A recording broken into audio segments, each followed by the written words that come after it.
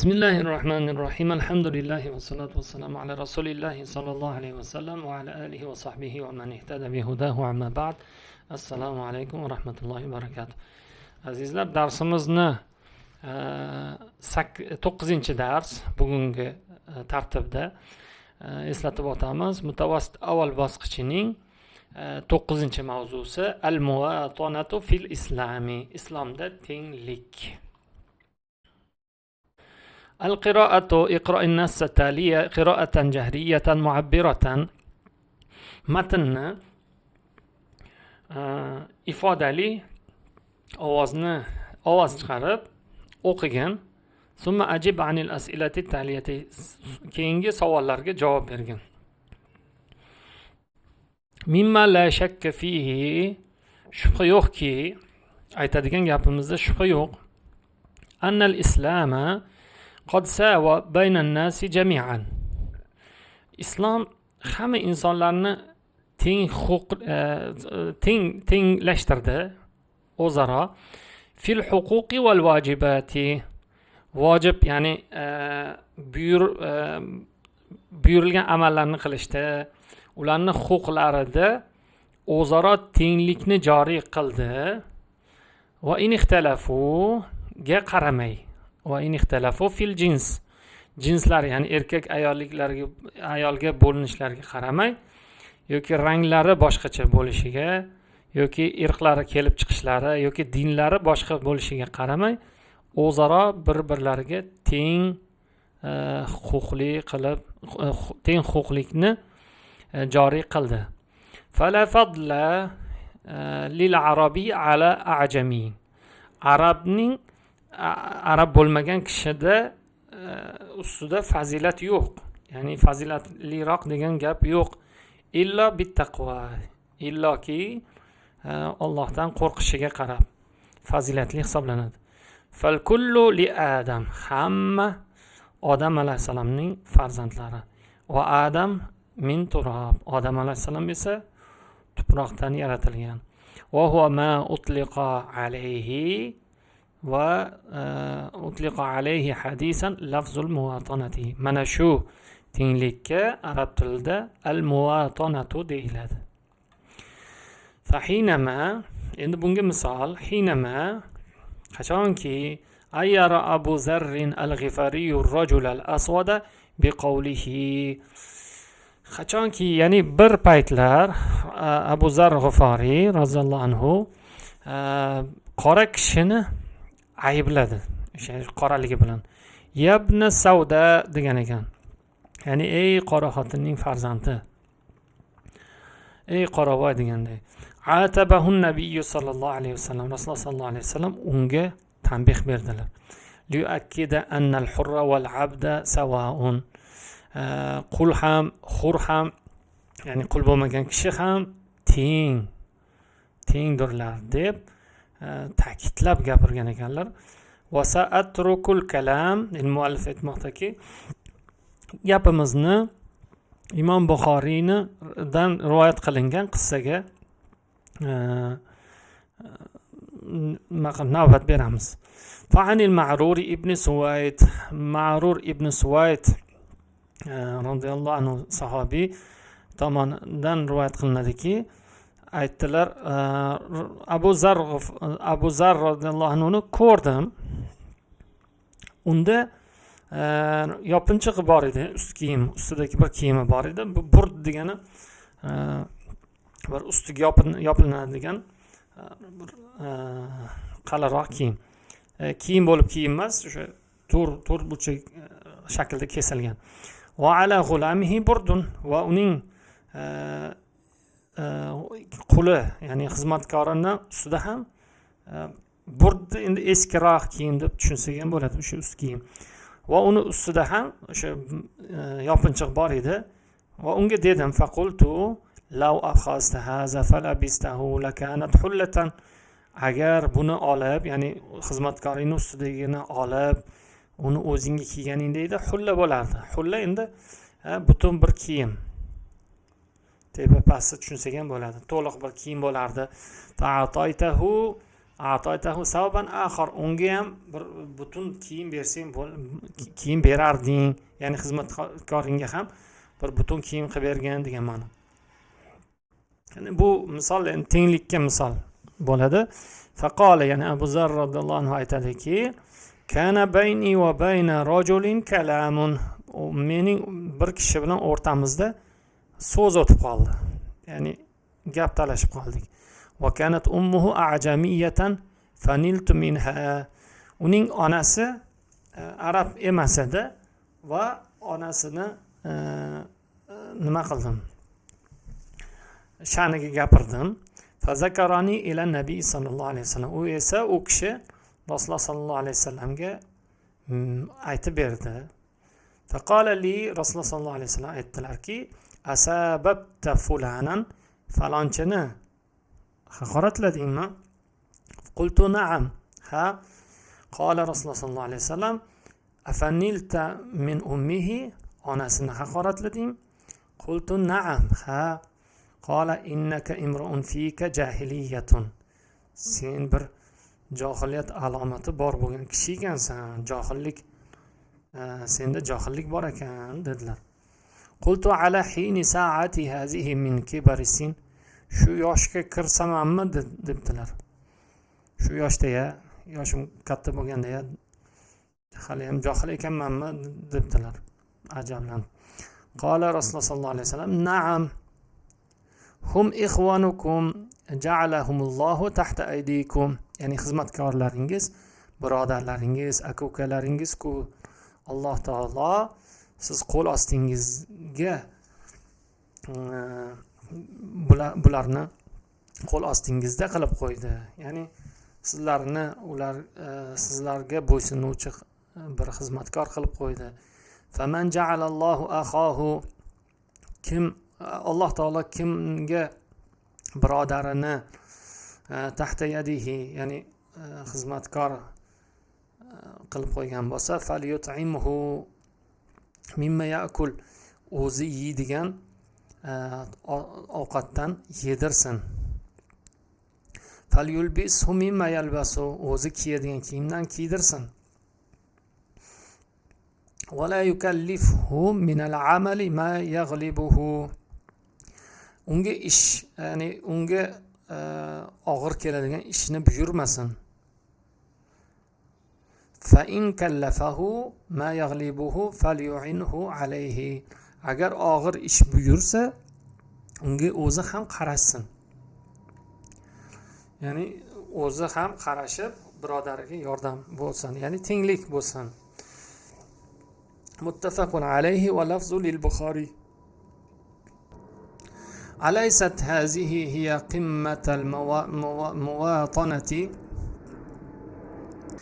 tenglikning cho'qqisi shu emasmi? Ya'ni o'z xizmatkoriga qarashadigan darajada. Haysu ja'ala al-jami'a ikhwatan la farqa bayna hurrin va mamlukin. Bu tenglik qo'l ostidagilar bilan boshliq, ya'ni ozod kishilarni o'rtasida aka-ukachilikni joriy qilib qo'ygan bu qoida, bu qonun haqiqiy tenglik cho'qqisi emasmi? Bunga albatta bala deb javob beramiz, albatta deb javob beramiz. Davom etamiz. Va qad rawa ibn Sa'ad, Muhammad ibn Sa'ad fi tabaqatihi annahu hina dakhala Rasululloh sallallohu alayhi vasallam Makkah fatihan muntasiran.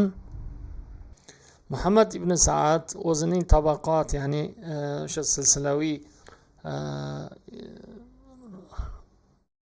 tarix kitobida yozgan, mashhur kitobida yozilgan rivoyatda aytadiki, Rasululloh sallallohu alayhi vasallam Makkaga kirib borganlarida, Makkani fath qilib kirib borganlarida, aroda an yatufa bil bayti, Ka'bani tavof qilishni xohladilar. Va akhazal miftaha min Usmon ibn Talha, Usmon ibn Talhadan kalitni oldilar.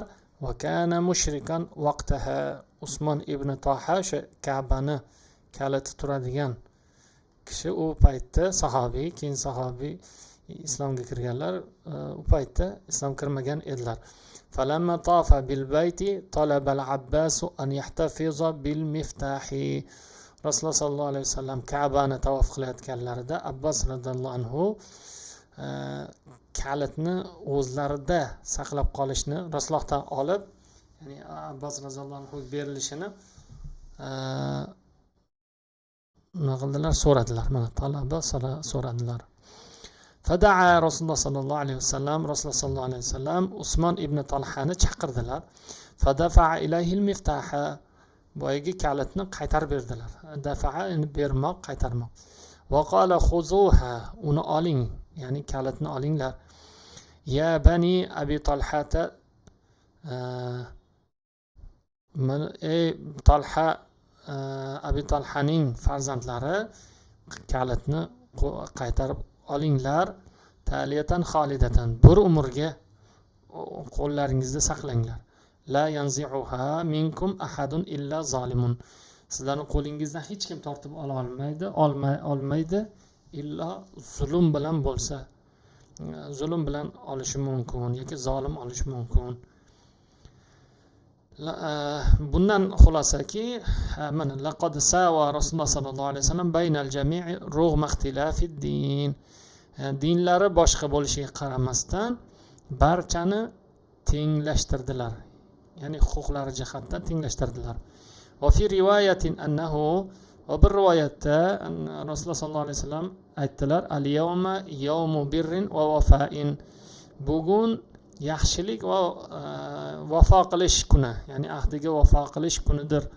Ala yu'addu zalika tarsihan limabda'il muwatanati, mana shu ishlari tenglik asoslarini quvvatlantirmaydimi, quvvatlovchilardan hisoblanmaydimi? Ya'ni mana shu Rasululloh sollallohu alayhi vasallamni bajargan ishlari, qilgan ishlari o'zaro tenglik normalari desak, endi hozir tilda o'zaro tenglik normalaridan hisoblanmaydimi?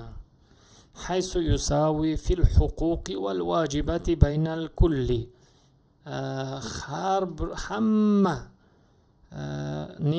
o'rtasida huquqlarni va vojibotlarni, ya'ni buyurilgan ishlarni taqsimlashda tenglik.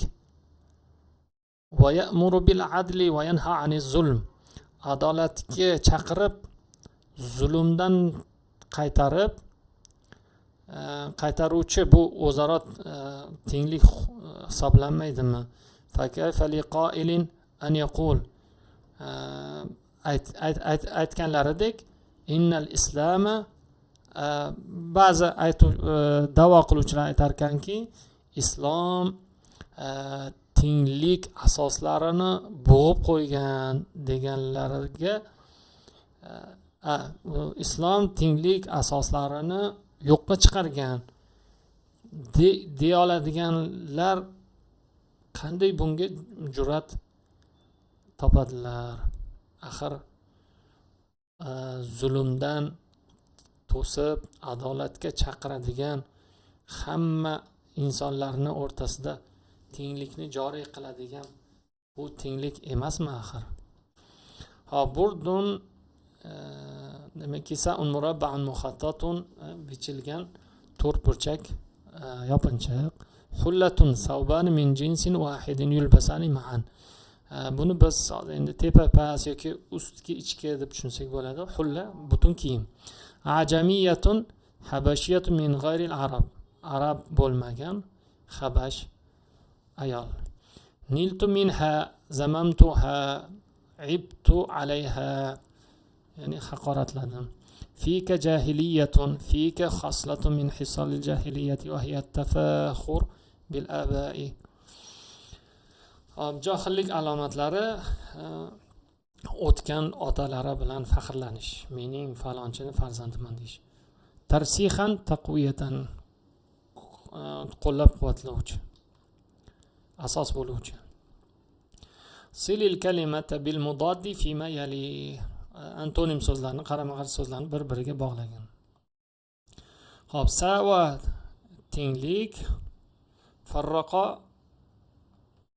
bo'linish, akhasta olding, a'tayta berding, ajamiyatun arabiyatun, yanha to'sish, ya'mur buyurish, qaytarish, buyurish. اختار الإجابة الصحيحة مما بين القوسين فيما يلي. قوس o'rtasi ichidagi mosini tanlagan. Mudoddu kalimatil adl. Adlning antonimi. Zulm. Tarsixan so'zining sinonimi. Taqwiyatun. جمع كلمة مملوك مماليك.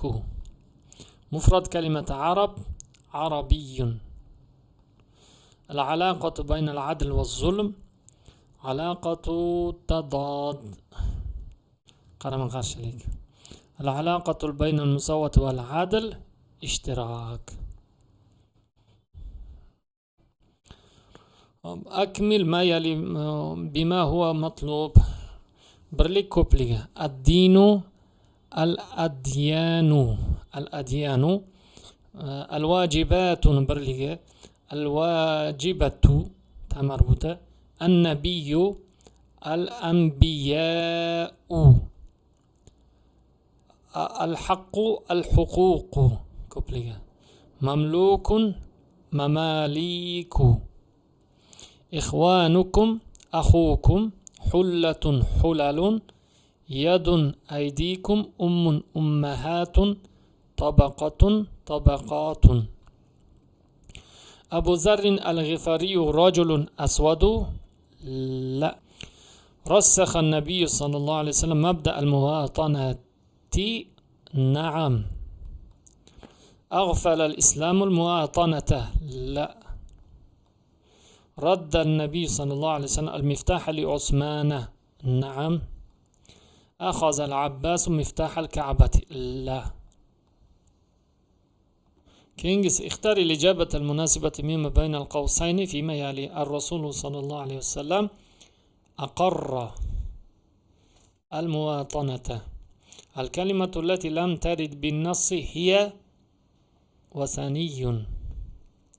المواطنة تساوي بين الكل.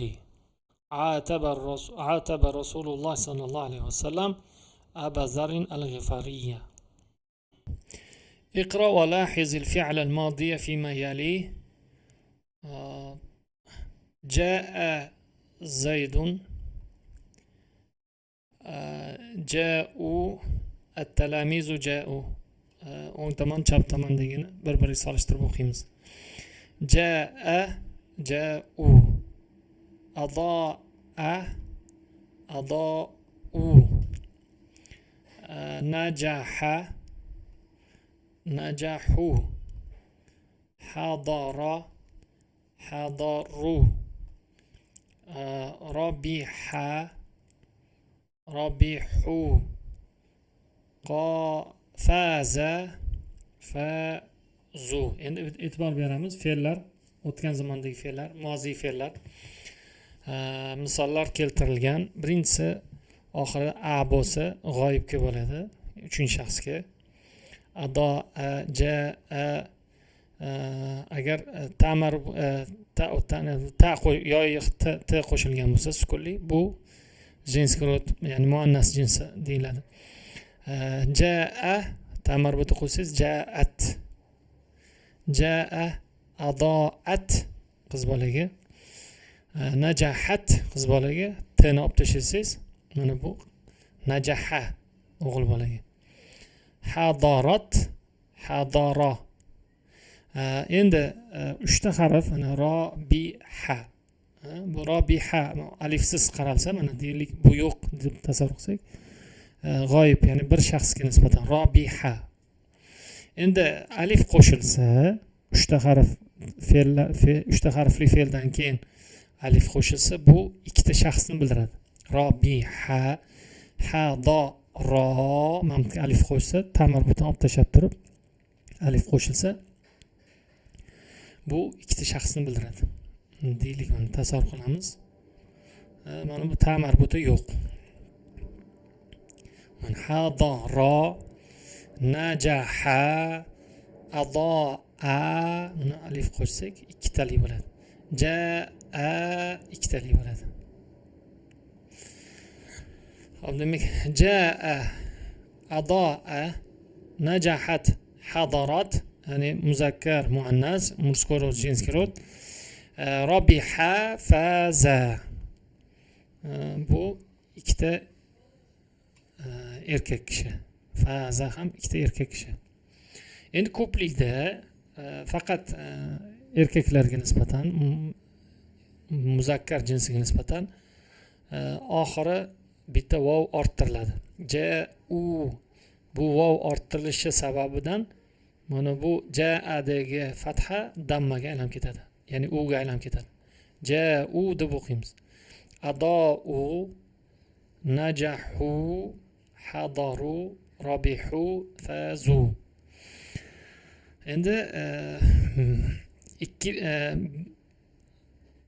birinchi va ikkinchi shaxslarga jitu xuddi shu ko'rinishida daftarga ko'chirib bir mulohaza yuritadigan joyi bor. Iqro va lahizil fi'lal modiya fima yali. O'qib, mozi ya'ni o'tgan zamon fe'liga bir mulohaza qilgan. Fe'lida mulohaza qil. Qarang. Jaa oxiri fatha, adaa fatha, eslab qolamiz, fatha, najaha fatha, hadara. Demak bu ustun hammasi fatha, mana qizil bilan yozilgan. Keyingi ustunimizda sukun. Tu fe'ldan emas, bu fe'lga tegishli emas. Fe'lni o'ziga tegishli emas. Adatu, najahtu hammasi sukunli. Hadartum, rabihna, fuzna. Keyingi ustun, uchinchi ustun vov bilan, damma bilan ja'u, adau, demak fatha, sukun, damma. Endi o'qiymiz. Iqro va ta'allam. O'qib o'rgan. Ahvolul bina'il fi'lil madi, o'tgan zamon fe'lining binosi, ko'rinishlari. Binosi degani yasalish. Yubna al-fi'lul madi, fe'l mozi, o'tgan zamon fe'li alal fathi, fatha harfini bilan, fatha harfi bilan, o'tgan zamon fe'lining oxiri fatha harfi bilan yasaladi.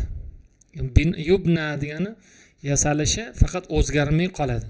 O'zgarmasdan turadi. Iza lam yattasil bihi shay'un, agar fe'lga hech narsa, hech qanday qo'shimcha qo'shilmasa, aw ittasalat bihi yoki qo'shilsa-yu, unga qo'shiladigani alif bo'lsa, aliful isnayn, ya'ni alif bo'lsa yoki ta'ut ta'nis bo'lsa, kama fi amsilatil majmuati, mana hech qanday qo'shilmagani, jaa qo'shimcha qo'shilmadi, adaa yoki dedi aliful isnayn, mana aliful isnayn, mana bu rabiha, faza, yoki ta'ut ta'nis qo'shilsa, mana bu najahat, hadarat. Mana shu uch holatda mozi fe'li, o'tgan zamon fe'li o'zgarishsiz fathada yoziladi, o'zgarishsiz. Bu nimaga kerak desa, bu qoidalar, arab tilining qoidalarining asoslaridan biri. Keyingisi yana o'zgarmasdan, mozi fe'li, o'tgan zamon fe'li oxiri o'zgarmasdan sukunda qolishligi quyidagi ko'rinishda. Littisolihi bi ta'il fa'il, ta'il fa'il bajaruvchi ta qo'shilsa yoki bajaruvchi na qo'shilsa yoki nunun nisva, kama fil misal. Hozir misolda ko'ramiz. Qarang, ta'ul fa'il degani fe'lni bajaruvchi shaxslari, masalan jitu, jaa kelmoq, tu men. Bajaruvchisi kim? Men. Men keldim. mana shuni taul fa'il deyiladi. Yoki sen kelding bo'lsa, sen qo'yiladigan bo'lsa, u ham bajaruvchi t. Yoki naul fa'ilin deyiladi. Biz, ya'ni ko'plik shaklidagi bajaruvchi, ya'ni biz ma'nosida. Yoki nunun nisva, ya'ni ayollarga ko'plik jinsidagi, ko'plik shaklidagi ayollarga dalolat qiluvchi nun. Ayol jinsiga dalolat qiluvchi nun. Demak, quyidagi 3 ta holatda ta'ul fa'il, naul fa'ilin, fa'ilin deb yozilishidan murod fa'il demak bir shaxs, fa'ilin ko'p shaxs ma'nosida. Ta'ul fa'il, naul fa'ilin va nunun nisva. Shu holatda fe'limiz sukunlanar ekan. Sukunlanishi o'zgarishsiz qoladi. Bino yubna degani shu, o'zgarmaydi degani. Uchinchisi, yubnal fi'lul modi, o'tgan zamon fe'li dammaga, ya'ni virgulga bino qilinadi, ya'ni o'zgarishsiz yoziladi. Inda ittisolihi, quyidagi holatlar. Vovul jamoa qo'shilsa, kama fil misal. Vovul jamoa degani, mana bu vovni biz vovul jamoa deymiz, ya'ni jamoat vovi. Jamoat degani ko'plik degani. Ko'plikni anglatuvchi vov degani. Ja'u ko'plik, ular degan ma'noni beradi. Demak, vovul jamoa qo'shilganda fe'limiz dammaga mabni bo'lar ekan, ya'ni o'zgarishsiz fe'lni ustiga vov qo'yiladi. U vov hech qachon virgul qo'yiladi. U damma hech qachon o'zgarmaydi.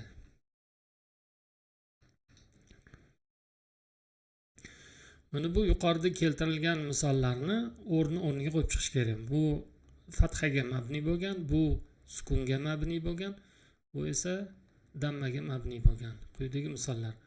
Boshidagi 3 tasi berilgan. Keyingilar akalna. Mana bu nun nisvoniga qaramasdan fe'lga qarasak, oxiri sukunli. Demak, sukunlini o'rni quyidagicha.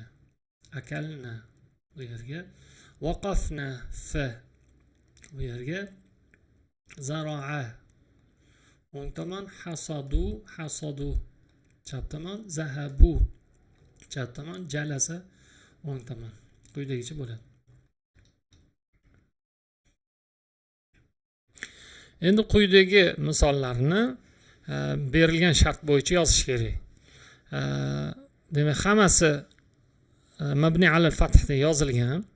Quyidagicha mabni ala sukun, mabni ala dammi ko'rinishda yozishimiz kerak. Endi buni o'zingiz urinib ko'rganingiz yaxshi. Biz quyidagicha aytamiz. Al-mabni ala sukun ashraqna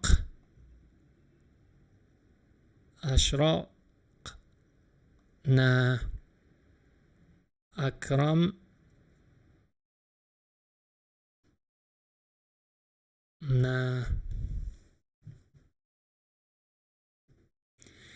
انطلقت احترمت تربيت. Endi dammaga bo'lsa quyidagicha.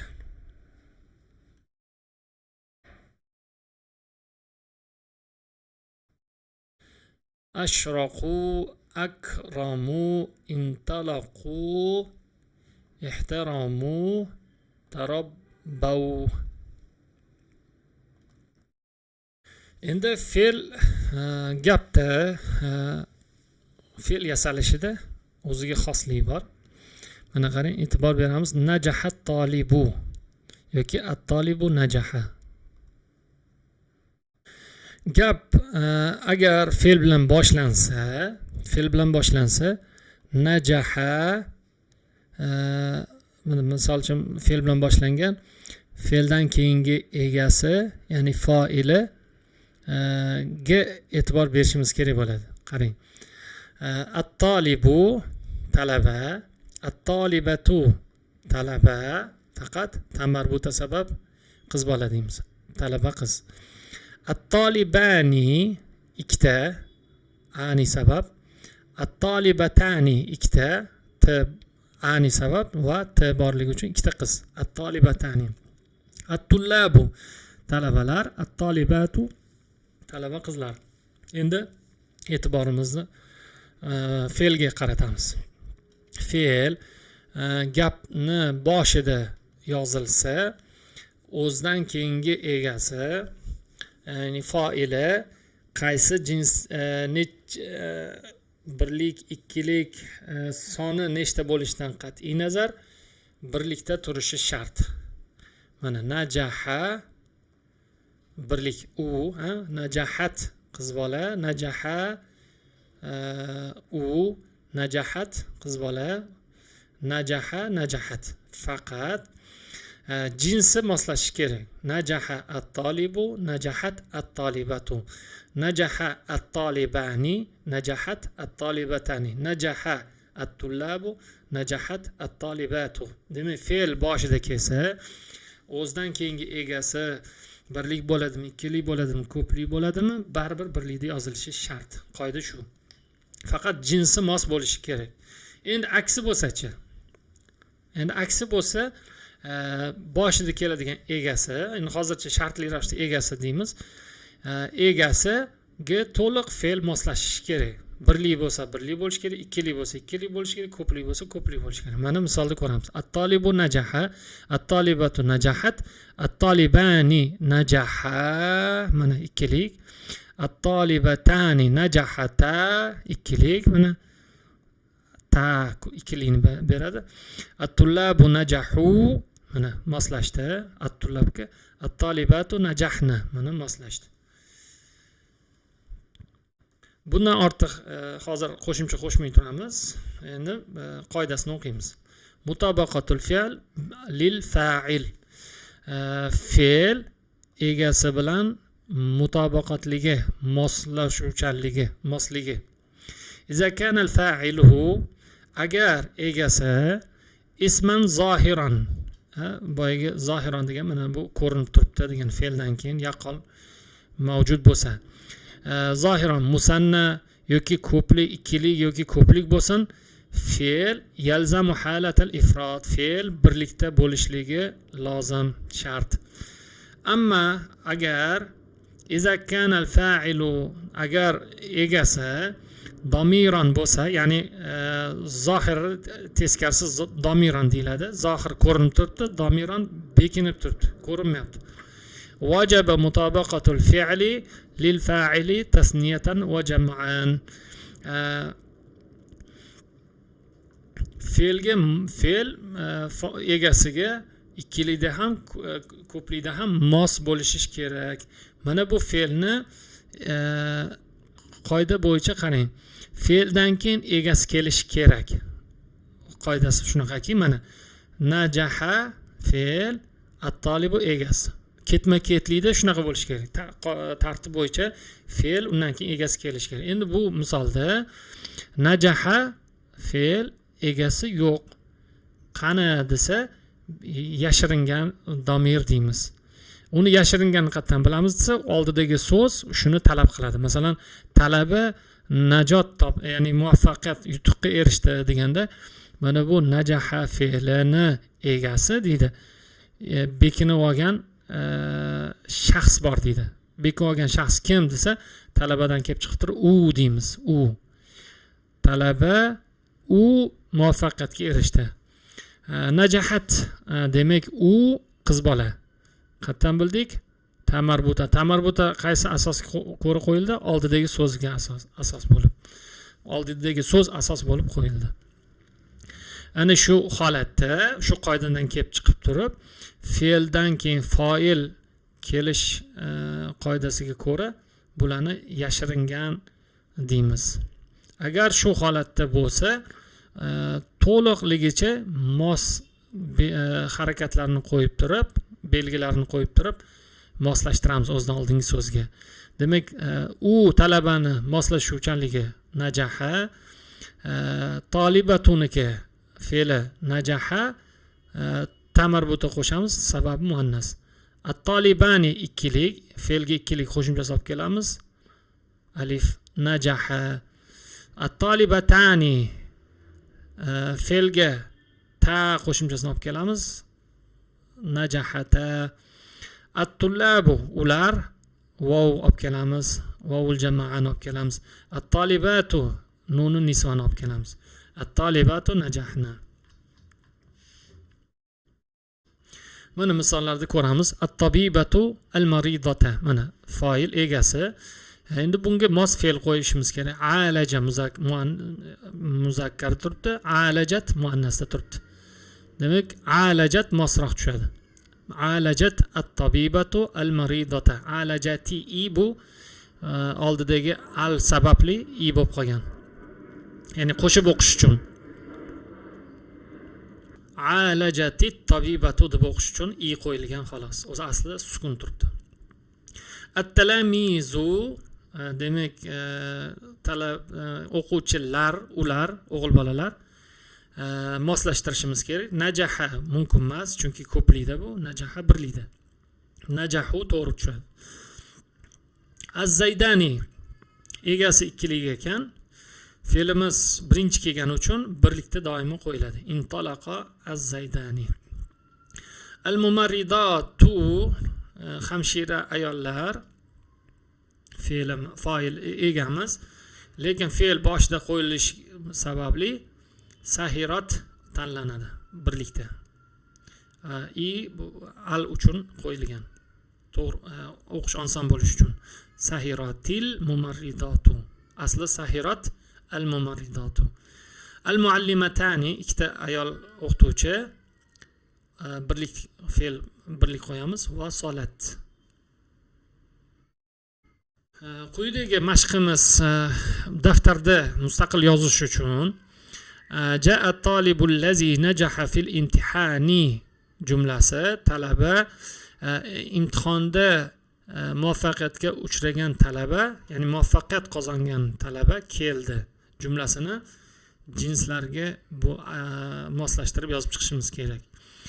E'tibor beramiz, fe'l boshida kelgani uchun hammasida birlikda bo'lishi kerak, faqat jinsi mos bo'lishi kerak. Masalan, muannas bo'lsa ja'at,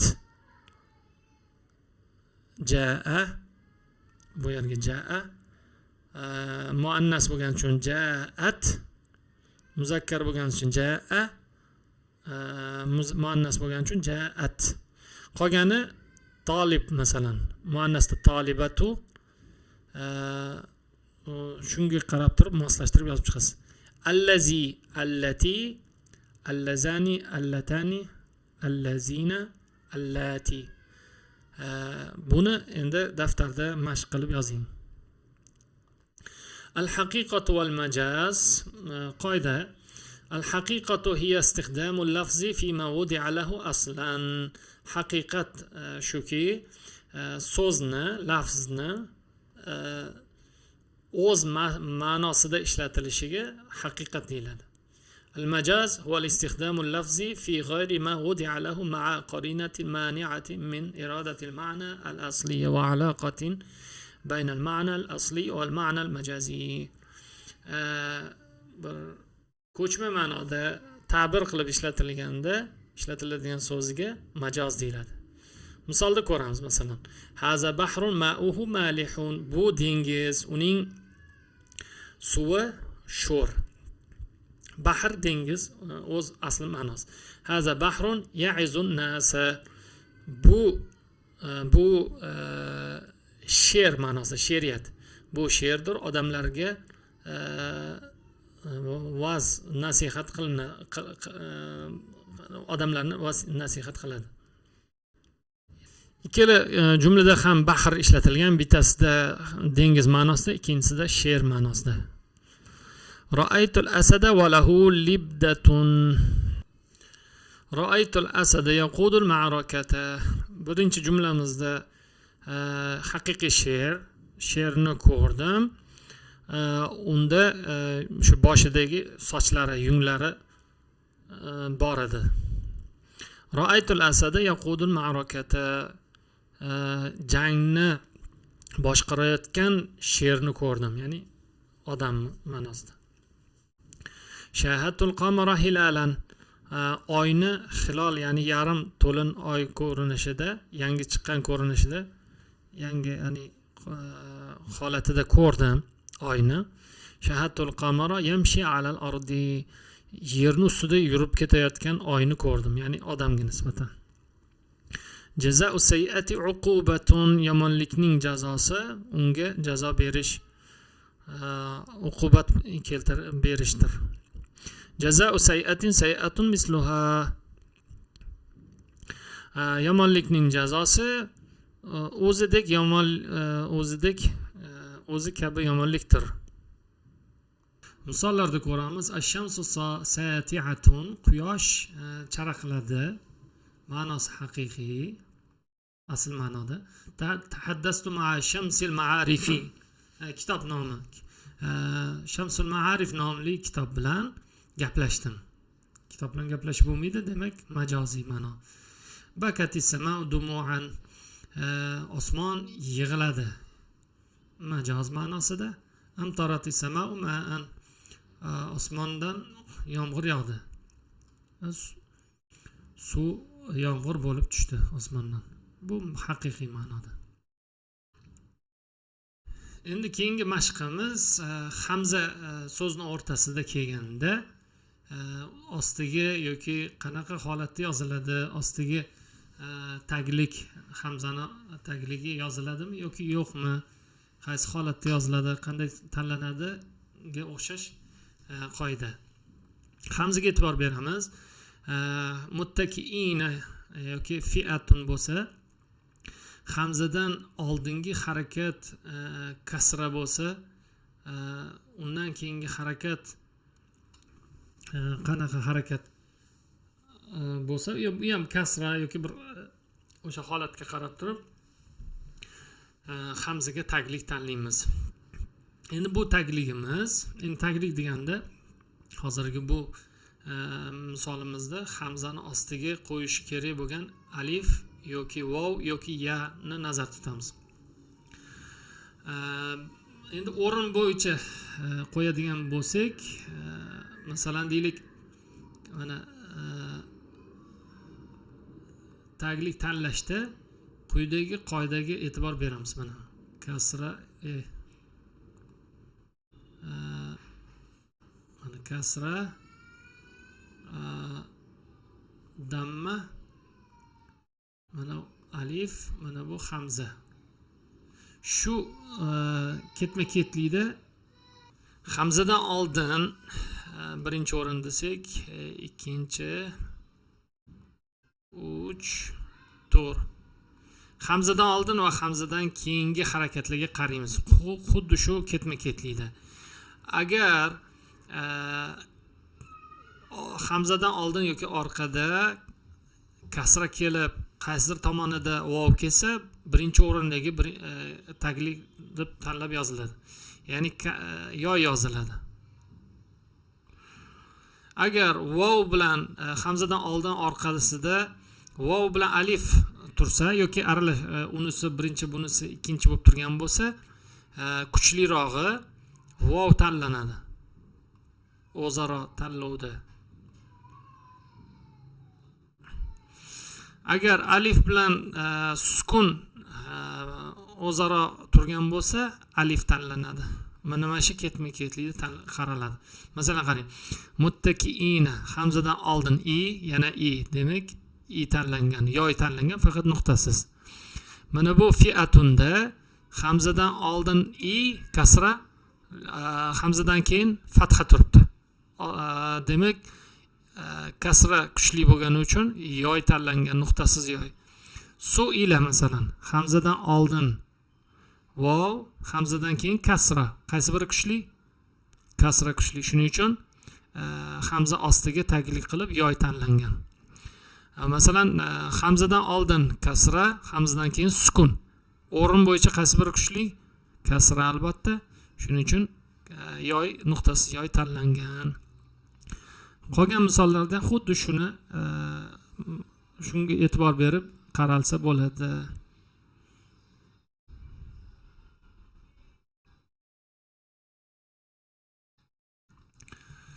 endi qoidada aytiladiki, rasmul hamzatil mutawassitati alal ya'i, yoga yozilish ko'rinishlari tursamul hamzatul mutawassitatu alal ya'i fi halatin, ikki holatda yo yoziladi. Iza kanat maksuratan kama fi amsilatil majmu'atil ula. Demak, boyagi aytgan gapimiz kasrali bo'lsa yoy yoziladi. Iza kana ma qablaha maksuran kama fi amsilatil majmu'ati saniyati.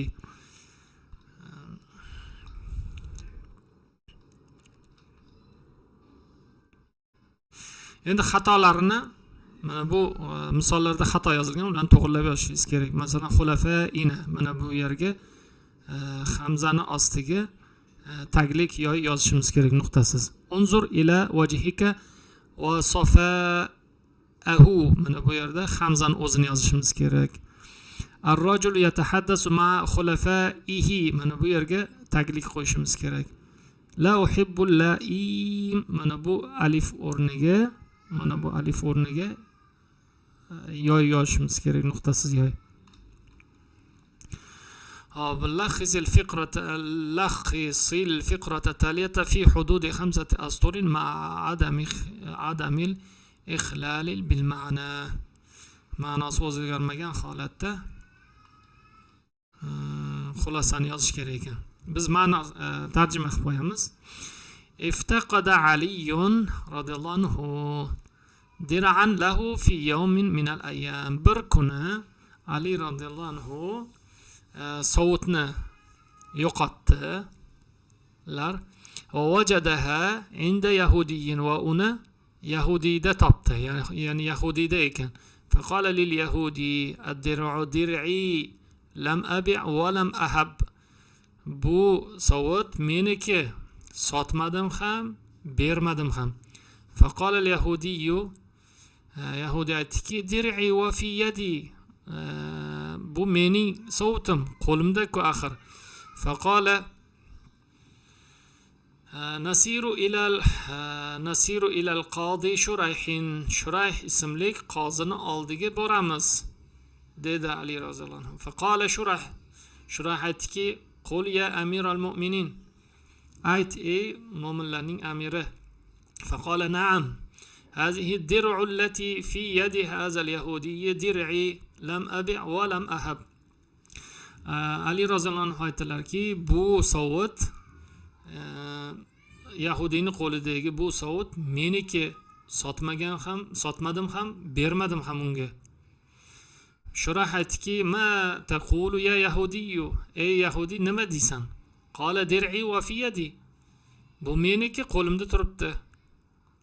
Faqala Shurayh, qozi Shurayh aytdiki, alaka bayinat ya amiral mu'minin. Qala na'am. Qozi Shurayh aytdiki, ey mo'minlarning amiri, seni daliling bormi? Ali roziyallohu anhu aytdiki, ha. Qanbar va Hasan bu mening sovutim ekanligini ko'rishgan. Qala Shurayh, shahadatul ibni la tajuzu lil ab. O'g'ilning otaga guvohligi o'tmaydi, mumkin emas. قال علي فقال علي رجل من أهل الجنة لا تجوز شهادته. jannat ahlidan bo'lgan kishini, ya'ni o'g'illarni nazarda tutmoqda, kishini guvohligi o'tmaydimi? Sami'tu Rasululloh sallallohu alayhi vasallam, Rasululloh sallallohu alayhi vasallamni eshitdim-ku, yaqulul Hasan val Husayn sayyida shababi ahli jannati. Rasululloh sallallohu alayhi vasallam aytgan ekanlarki, Hasan va Husayn jannat ahli yigitlarining sayyidlari hisoblanadilar deganlar. Qozi Shurayh aytdiki, haza fil axira, bu oxirat kunida, oxiratda bu.